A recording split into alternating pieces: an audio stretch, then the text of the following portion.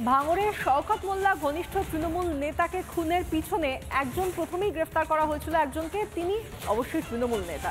যদিও শওকত মোল্লা অস্বীকার করার চেষ্টা করে গিয়েছেন, কিন্তু তার যাবতীয় তার পরিচয় দেখে বলা যায় যে তিনি তৃণমূল নেতা। এরপরে আরও 3 জনকে গ্রেফতার করা হয়েছে। এই নিয়ে এখনো পর্যন্ত খুনের ঘটনায় 4 জনকে গ্রেফতার করা হয়েছে। অধিকাংশ ক্ষেত্রেই প্রত্যেকের তৃণমূল যোগ।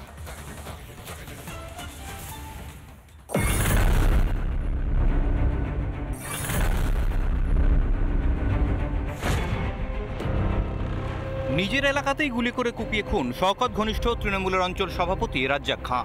খুনের ঘটনায় মোফাজ্জল মোল্লার পর ফের গ্রেফতার শওকত ঘনিষ্ঠ আজহারউদ্দিন মোল্লা সহ আরও 3 জন। তৃণমূল নেতা খুনে জালে 4। মোফাজ্জল মোল্লা শওকত ঘনিষ্ঠ তৃণমূল নেতা, আজহারউদ্দিন মোল্লা ধৃত তৃণমূল নেতা, জাহান আলী খান তৃণমূল নেতা খুনে গ্রেফতার, রাজু মোল্লা তৃণমূল নেতা খুনে গ্রেফতার। তৃণমূলের অঞ্চল সভাপতি রাজ্জাক খান খুনের ঘটনার তদন্তে নেমে পুলিশ আজ 3 জনকেই গ্রেপ্তার করে উত্তর কাশীপুর থানার পুলিশ। ভাঙড় আছে সেই ভাঙড়েই। শওকত আরাবুলের আকচাকচিত ছিলই, এবার নিজের দলের অনুগামীদের নিয়েই বিড়ম্বনায় ক্যানিং পূর্বের তৃণমূল বিধায়ক। শওকত ঘনিষ্ঠ তৃণমূল নেতা, পানাপুকুর এলাকার পঞ্চায়েত সদস্য। 23-এ পঞ্চায়েত ভোটে আইএসএফের টিকিটে জয়, পরে শওকতের হাত ধরে তৃণমূলে যোগদান। লোকসভা ভোটের গণনার আগের দিন বিস্ফোরণ, পানাপুকুরে বোমার মশলা বিস্ফোরণে জখম হন তিনি। সেই আজহারউদ্দিন মোল্লাকেই পুলিশ গ্রেফতার করলো এবং যতজন অ্যারেস্ট এখনো পর্যন্ত হয়েছে প্রত্যেকেই শওকত ঘনিষ্ঠ বলে জানা যাচ্ছে। একই সঙ্গে পুলিশ তদন্ত করে জানার চেষ্টা করছে ঠিক কী কারণে খুন।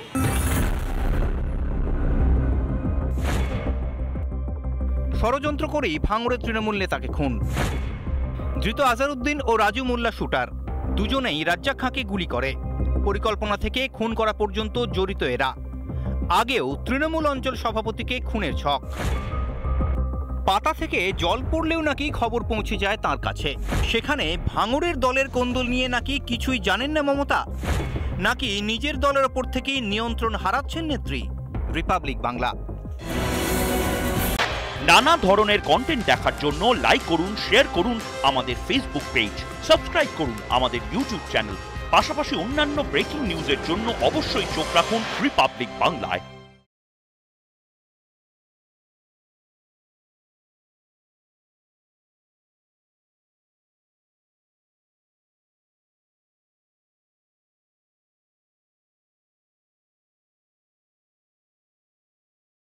নানা ধরনের কন্টেন্ট দেখার জন্য লাইক করুন, শেয়ার করুন আমাদের ফেসবুক পেজ, সাবস্ক্রাইব করুন আমাদের ইউটিউব চ্যানেল।